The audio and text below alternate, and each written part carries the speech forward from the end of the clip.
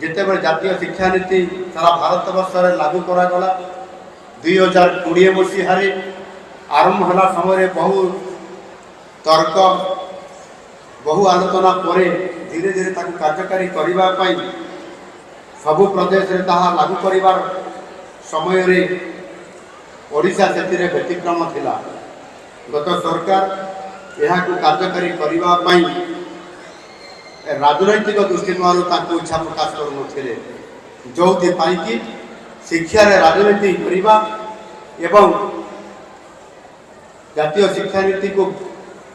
कार्यकारी न करवा निश्चित भाव ये गोटे अपराध कहुपे। एणु सारा देश जिते जातीय शिक्षा नीति 2020 को लागू करने जाऊँ से परिप्रेक्षी में आम ये शिक्षा क्षेत्र में राजनीति न करके कार्यकारी कर बहु आवश्यकता थिला। आज आम जिते नुआ सरकार आसला बोली आज आपण मैंने नुआ सरकार प्रतिष्ठा कले बोली आज केंद्र सरकार सहित राज्य सरकार MOU करला परे आज ये कार्यक्रम को नुआ जातीय शिक्षा नीति को आडप्ट करवा एवं ताकू आज ओडिशा रे पहुँचेबा ये निश्चित भाव में विलंबर हेले आज यह कार्यसूची होगापी जाऊँगी एवं त्वरित पर्यायर आम से स्तर को जावाई आज नुआ सरकार निश्चित भाव में आज यथोचित पदक्षेप मान नेबे आपाई अनेक प्रकार योजना करवा सर्वप्रथम गोटाए शिक्षा क्षेत्र को अग्राधिकार देवा एवं ताहा सहित गोटे प्राथमिक शिक्षा सहित शिक्षा व्यवस्था को गोटे किभली भाव में संपूर्ण भाव में सामग्रिक शिक्षा को प्राधान्यता देवा तार भित्तिभूमि को प्रथम देखा एवं ता सहित शिक्षक नियुक्ति करवा निरंतर भाव में जदि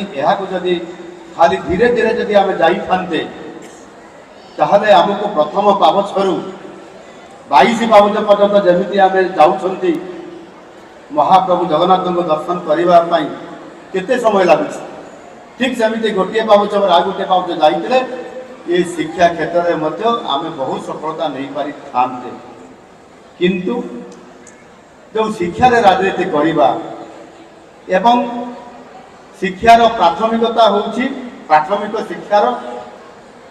भित्तिप्रस्तर आम स्थापन करने कथा आम ताकू न करी आम राजनीतिकरण करी जदि हाई पिनारे जदि हाईस्कल को एकाथरे रूपांतरण करवा एवं प्राथमिक विद्यालय को छाड़देवा